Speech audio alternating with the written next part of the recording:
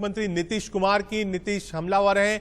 नीतीश की आपको ताजा तस्वीरें हम दिखा रहे हैं। जी हां, रैली को संबोधित करने के लिए पहुंचे हैं। हेलीकॉप्टर की तस्वीर है, ये लाइव विजुअल्स आप देख रहे हैं। नीतीश कुमार के लगातार आप कह सकते हैं बयानों का दौर चल रहा है। ताबड़तोड़ रैलियां कर रहे हैं नीतीश कुमार भी। आप देख सकते हैं हेलीकॉप्टर से कैसे वो बाहर आ रहे हैं। एक बड़े जनसमूह वहां पर इंतजार कर रहा है नीतीश कुमार का। अपने पार्टी के अध्यक्ष भी हैं, मुख्यमंत्री भी हैं और आज प्रचार करने पहुंचे हैं। 28 तारीख को पहले फेज की 71 वोटिंग है। वोटिंग फिलहाल रुक गई है, लेकिन नीतीश कुमार जो है वो दूसरी जगहों पर प्रचार करने जा रहे हैं। अमूमन हमने देखा है कि प्रधानमंत्री की जितनी भी रैलीज होती हैं सब में नीतीश कुमार साथ में रहते हैं, लेकिन प्रधानमंत्री के अलावा और अलायंस के अलावा उनके अपने कैंडिडेट्स जहां जहां पे हैं, नीतीश कुमार लगातार ताबड़तोड़ रैलियां कर रहे हैं। एक बिजी शेड्यूल रहता है। लगभग दिन में 12 से 13 जगह वो कैंपेन करने जाते हैं जेडीयू और बीजेपी के कैंडिडेट्स के लिए। ऐसी एक जगह की तस्वीरें हम आपको दिखा रहे हैं जहां नीतीश कुमार पहुंचे हैं कैंपेन करने, और एक आप कह सकते हैं बड़ा हुजूम है, लोग फॉलो कर रहे हैं। और आजकल फोटोज का जमाना है, क्योंकि सोशल मीडिया पर लोग, चाहे वो फेसबुक हो चाहे व्हाट्सएप हो, लोग उसको सर्कुलेट करते हैं। तो आप देखेंगे कि अब गांव में भी इतने सारे सेलफोन्स हो चुके हैं कि अब कोई भी लीडर आता है तो लोग चाहते हैं कि अपने फोन में उसे कैद कर लें, हेलीकॉप्टर की तस्वीरें कैद कर लें। और नीतीश कुमार मंच पर पहुंच चुके हैं। नालंदा की ये तस्वीरें हैं जहां हम आपको दिखा रहे हैं। नालंदा की तस्वीरें हैं जो हम देख पा रहे हैं पीछे, और बाकायदा जो जेडीयू के कैंडिडेट हैं उनके प्रचार के लिए पहुंचे हैं। इस वक्त नीतीश कुमार पहुंच चुके हैं और साथ में भी मुझे लगता है कि शायद जीतन राम मांझी है, मैं बहुत श्योर नहीं हूं, लेकिन मुझे लगता है कि शायद जीतन राम मांझी उनके साथ है। लेफ्ट हैंड साइड पर जो ग्रीन सदरी में दिखाई पड़ रहे हैं, कुछ देर में जब विजुअल्स क्लियर होगा तो नजर आ जाएंगे। लेकिन फिलहाल नीतीश कुमार मंच पर पहुंच चुके हैं। अब देखना यह है कि नीतीश कुमार क्या बोलते हैं, क्योंकि जदयू और चिराग पासवान में आप कह सकते हैं कि जो बाढ़ है शब्दों के, वो रुकने का नाम नहीं ले रहे हैं। शुरुआत चिराग पासवान ने कही थी, साफ कहा था कि नीतीश कुमार जेल जाएंगे। उसके बाद जेडीयू की तरफ से कहा गया कि चिराग पासवान की फिल्म्स फ्लॉप हुई, वो राजनीति में फ्लॉप हो जाएंगे। फिर उन्हें जमूरा कहा गया। अब चिराग पासवान ने कहा कि अगर मैं जमूरा हूं तो मेरा मदारी कौन है, और इस तरीके की भाषा का प्रयोग कौन कर रहा है। 176 नालंदा विधानसभा है जहां पर निश्चय संवाद सभा में नीतीश कुमार पहुंचे हैं।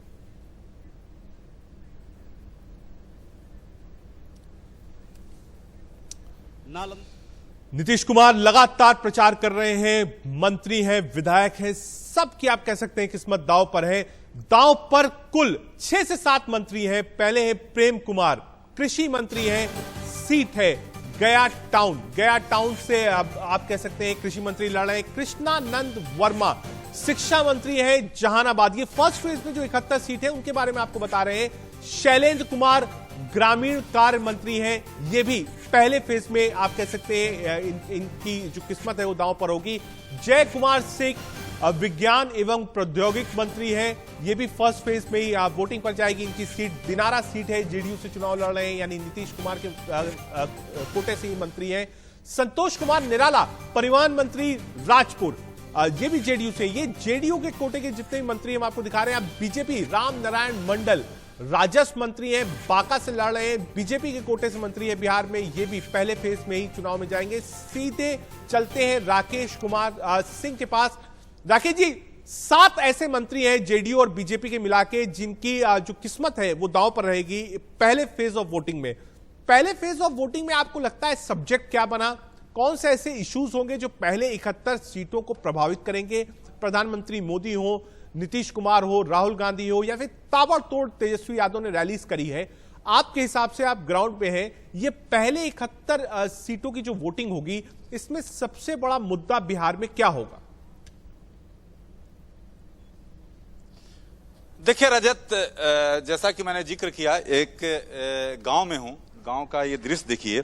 लेकिन जहां तक मुद्दों की बात है, चाहे बीजेपी के राष्ट्रीय अध्यक्ष हों, बीजेपी के नेता हों, जो लगातार बीजेपी के राष्ट्रीय अध्यक्ष और कल कानून मंत्री रविशंकर प्रसाद नीतीश कुमार की सरकार की उपलब्धियों को नहीं गिना रहे थे, वे सीधे तौर पर जो मोदी सरकार की उपलब्धियां थी उसको गिना रहे थे। राहुल गांधी नीतीश कुमार पर हमला कर रहे हैं। साथ ही साथ जो तेजस्वी की बात करें, तेजस्वी जो है नीतीश कुमार सरकार की जो गलत नीतियां हैं उसको लेकर उभार रहे हैं। ये बताइए कि नीतीश सरकार की जो नीतियां हैं उसको लगातार जो हैं तेजस्वी अटैक कर रहे हैं। जी, चूंकि नीतीश जी लगातार विकास कर रहे हैं, वो तो कभी विकास किया नहीं। तेजस्वी जी के पिता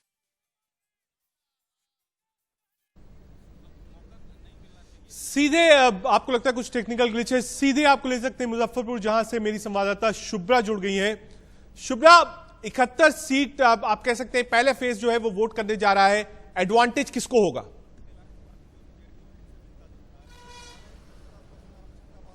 देखिए, एडवांटेज किसको होगा वही समझने की हम फील्ड पर कोशिश कर रहे हैं। आप मुद्दों के बारे में भी पूछ रहे थे रजत, और बिहार की विडंबना यही है कि सरकार बदलती है लेकिन मुद्दे वही रहते हैं। मुद्दा रोटी कपड़ा मकान और बुनियादी सुविधाएं रहती हैं। इस बार प्रवासी मजदूरों का मुद्दा बहुत बड़ा है। मुजफ्फरपुर में लगातार हम घूमते रहे और हम पहुंचे हैं इस वक्त बरुराज विधानसभा क्षेत्र, मुजफ्फरपुर जिले में ही ये पड़ता है। और क्यों मैं कह रही हूं कि सिर्फ मुद्दे नहीं बदलते, सरकारें बदलती हैं, जनप्रतिनिधि बदलते हैं। बरुराज विधानसभा क्षेत्र जो है वो राजद का गढ़ माना जाता है और यहाँ पर नंद कुमार राय अभी विधायक हैं राजद की ओर से। पिछली बार बीजेपी ने बहुत कड़ी टक्कर दी थी, लेकिन इस बार जब हम यहाँ पर घूम के लोगों से बात कर रहे हैं तो लोगों का ये कहना है कि विधायक साहब झांकने भी नहीं आए। इसी इलाके में, मुजफ्फरपुर के इलाके में 28 तारीख को यानी कल नरेंद्र मोदी की बड़ी रैली होने वाली है। लोग कह रहे हैं कि विधायक साहब ने काम नहीं किया। लोग कह रहे हैं कि नीतीश कुमार को लेकर के भी लोगों में नाराजगी है। देखिए, विधायक आरजेडी के हैं, वो झांकने नहीं आए, उनके खिलाफ नाराजगी है। नीतीश कुमार एनडीए की सरकार है, उनसे भी लोगों की नाराजगी है। वो कह रहे हैं प्रवासी मजदूरों के मसले पर कुछ नहीं किया। लेकिन साथ ही लोग ये मान रहे हैं कि नरेंद्र मोदी का जादू अभी चल रहा है। कल इसी क्षेत्र में चूंकि मुजफ्फरपुर में रैली होगी नरेंद्र मोदी की बड़ी रैली, तैयारियां लगातार हो रही है। एक बार हम दिखाएं, इस हाईवे के जरिए NH-28 है ये, और यहाँ से लगातार हम देख पा रहे हैं कि कैसे, अभी तो आपको नहीं दिखाई दे रहा होगा लेकिन सुरक्षा बलों की गाड़ियां यहाँ से गुजरती हुई दिख जाती हैं। हम इस बीच लोगों से बात करते हैं और इसी बरुराज विधानसभा क्षेत्र के रहने वाले, आसपास के गांव के रहने वाले ये लोग हैं। अच्छा, आप बता रहे थे कि विधायक साहब झांकने भी नहीं आए। देखिए रजत, ये ध्यान देने वाली बात है कि ये जो पूरा इलाका है यहाँ पर मुस्लिम वोटर्स हैं, यादव वोटर्स की बहुलता है, लेकिन इस बार बीजेपी की तरफ रुझान इनका दिख रहा है। आप बताइए कि काम वाम हुआ इस बार, क्यों आपको लग रहा है कि पलट सकता है पासा बरुराज? इसलिए कि विधायक जी यहाँ पर 5 साल के भीतर आए नहीं, और अरुण बाबू जो हैं विधायक के विधायक के कैंडिडेट हैं बीजेपी से, वो बराबर हम लोगों को दुख सुख में साथ में निभाते रहे। और यहाँ पर इसलिए क्योंकि वो का अपने घर में ही 2 आदमी लड़ रहे हैं, नंद कुमार बाबू, उनके शशि बाबू, स्वर्गीय शशि बाबू जो विधायक थे, उनके लड़का है राकेश कुमार। कल आप जो मोदी जी की रैली होने वाली है, आप कह रहे हैं कि उससे नीतीश कुमार को कुछ लाभ मिल सकता है, मोदी जी का जादू बरकरार है, क्यों लगता है आपको?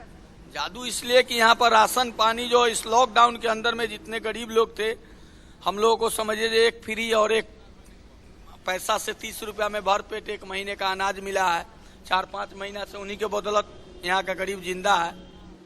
इसलिए कह रहे हैं कि यहाँ पर बहुत सारे काम ऐसा। इस बार बीजेपी की लहर लग रही है। अच्छा, इस पूरे इलाके में मुस्लिम वोटर्स भी हैं। आपका नाम क्या है चाचा, और क्यों आप लोग नाराज हैं विधायक से? आप बोल रहे थे, बड़े गुस्से में थे, कह रहे झांकने नहीं आते हैं, काम नहीं हुआ कुछ 5 साल में। सर कभी भी आए नहीं 5 साल के अंदर। हम लोग गरीब हैं, हम लोग का ऐसे भी घर नहीं मिला। हम लोग घर के लिए तलाशी किए, घर नहीं मिला। अब कभी आप पूछने भी नहीं आए। जब समय जब उनको जब आता है तब एक बार आते हैं, बस फिर दोबारा कभी आते नहीं। जी नहीं, गांव में बहुत तरह की दिक्कत है। जैसे कभी पहले नलका नहीं था, तभी फिलहाल नलका मिला है। किसी का घर नहीं है तो उसको घर के लिए तलाशी है तो घर नहीं मिला। ऐसे सब बहुत ऐसा दिक्कत है। और इस बार जो इतनी सारी योजनाएं हैं, इतनी सारी योजनाएं, आप कह रहे हैं कि नीतीश बाबू का डवाडोल लग रहा है इस बार, नरेंद्र मोदी का ही सहारा है। 7 निश्चय योजना की बात बार बार हो रही है, घर घर में, गांव गांव में जल पहुंचाने की बात। कुछ काम वाम हुआ? ये काम तो हुआ है, हर घर में जल नल लग गया, हर गली गली नाला लग गया। उसके बाद इंदिरा आवास सबसे ज्यादा इस बार प्रधानमंत्री आवास योजना के तहत कम से कम पूरा गांव में समझिए 1-2 का लोग बाकी है, नहीं तो इंदिरा आवास मिला है। तो आप कह रहे हैं कि ये सब विधायक जी जो करवाना चाहिए था वो नहीं करवाए, बल्कि जो बीजेपी के उम्मीदवार हैं उनके मदद से ये सब काम हुआ, इसलिए आप चाहते हैं कि बीजेपी उनके मदद से कोई काम नहीं हुआ है।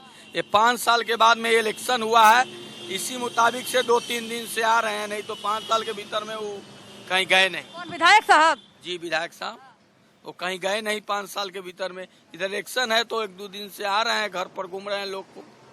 इस इलाके में आप बता रहे हैं कि यादव और मुस्लिम की बहुलता है। अच्छा, मुजफ्फरपुर में चूंकि हम लगातार टहल रहे थे, मुजफ्फरपुर शहर में जहां पर सुरेश शर्मा जो कि नगर विकास मंत्री हैं वो विधायक हैं और मंत्री भी हैं, तो मुजफ्फरपुर के एक शख्स यहाँ पर बैठे हुए हैं, वहां के रहने वाले हैं, इधर गुजर रहे थे तो हमसे टकरा गए और उनसे जब हमने बातचीत की उन्होंने कहा कि वहां पर बीजेपी के खिलाफ, सुरेश शर्मा के खिलाफ एंटी इनकम्बेंसी। आपको क्यों लगता है कि इस बार जो है सुरेश शर्मा जी ने काम नहीं किया, ये जनता को याद रहेगा? नीतीश बाबू के बारे में क्या कह रही है जनता? मुजफ्फरपुर के लोगों का क्या मानना है? मुजफ्फरपुर में काम नहीं किया सुरेश शर्मा, और दूसरी चीज है कभी भी वो क्षेत्र में नहीं आया 5 साल में जीतने के बाद। और विजेंद्र चौधरी ने हर समय काम किया और गली गली बनवाया, और जहां भी उनको बुलाया जाता था वो वहां शामिल होते थे जनता के सुख दुख में, और ये कभी भी एक बार भी नहीं हुआ। इसलिए उम्मीद इनका इस बार बहुत ही कम है। विजेंद्र चौधरी का निकलने का 100% चांस है। स्मार्ट सिटी का सपना दिखाए थे? हाँ, स्मार्ट सिटी का सपना दिखाए थे, लेकिन वो सपना तो पूरा हुआ नहीं, और वो तो कचरा का घर बना के रख दिए हुए हैं, हर जगह कचरा भरा हुआ रहता है। इसलिए स्मार्ट सिटी तो कहीं से कुछ दिखाई नहीं दे रहा है, और आगे क्या होगा ये तो खैर सरकार ही जाने। अच्छा, फिर से आती हूँ, लेकिन चाचा आपसे बात हो रही थी, बड़ी इंटरेस्टिंग बात है। आप बताइएगा कि यहाँ पर आप बता रहे हैं कि आरजेडी के परंपरागत वोटर हैं, लंबे वक्त से आरजेडी को वोट करते रहे थे, लेकिन इस बार ऐसा क्या हो गया कि नाराज हैं आप लोग? नाराज क्यों हैं?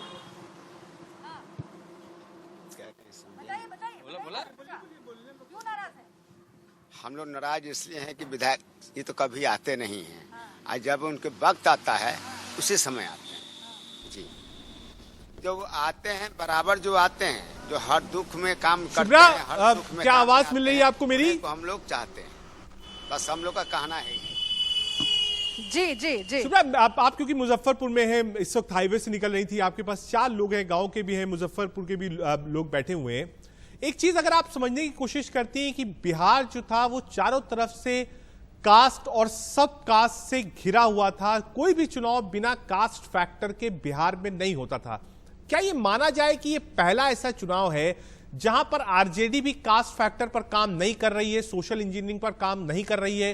क्या इस बार वोटर भी कास्ट इक्वेशन से बाहर निकलकर एक सरकार वो चुनेंगे जो सिर्फ और सिर्फ सोशल इंजीनियरिंग पर नहीं चलती है, वो समाज, लोग और युवाओं को साथ लेके चलेगी? क्या कास्ट फैक्टर इस बार बिहार के इलेक्शन से गायब है, अगर आप उन लोगों से समझने की कोशिश करती? देखिए रजत, आप ठीक कह रहे हैं कि विकास का मुद्दा, प्रवासी मजदूरों का मुद्दा, स्वास्थ्य का मुद्दा, रोजगार का मुद्दा बहुत अहम है, लेकिन एक हमें इसे इस तरह से समझना पड़ेगा कि बीजेपी का जो स्ट्रॉन्ग होल्ड रहा है उसकी एक बड़ी कड़ी राष्ट्रवाद है। और इस बार भी आप देखिए कि जेपी नड्डा जहां जहां रैलियां कर रहे हैं उन्होंने एक बात पर फोकस किया, उन्होंने ये कहा कि बीजेपी की राजनीति जो है राष्ट्रवाद पर आधारित है, जाति के आधार पर हम वोट नहीं मांगते, और इसीलिए बिहार की जनता जो है इस बार जातिवाद से ऊपर उठ करके बीजेपी को वोट करे, नरेंद्र मोदी, नीतीश कुमार को, एनडीए को वोट करे। लेकिन अगर आप ये समझ रहे हैं कि जाति के आधार पर वोट नहीं पड़ेंगे, तो देखिए समझना पड़ेगा हमें तेजस्वी यादव के उस बयान के जरिए जिसमें उन्होंने कहा कि आरजेडी का जब शासन था 15 साल में, बाबू साहब के सामने सीना चौड़ा करके लोग बैठते थे। तो ये जो बयान से खलबली शुभ्रा मची हुई है। आप लगातार ग्राउंड रिपोर्ट्स दे रही हैं और समझा रही हैं कि बिहार का मोड क्या है। वापस भी आपके पास आएंगे, आपके साथ लोग रहेंगे, उन सब से बातचीत करेंगे और समझने की कोशिश करेंगे कि बिहार में इस बार किसकी बहार है।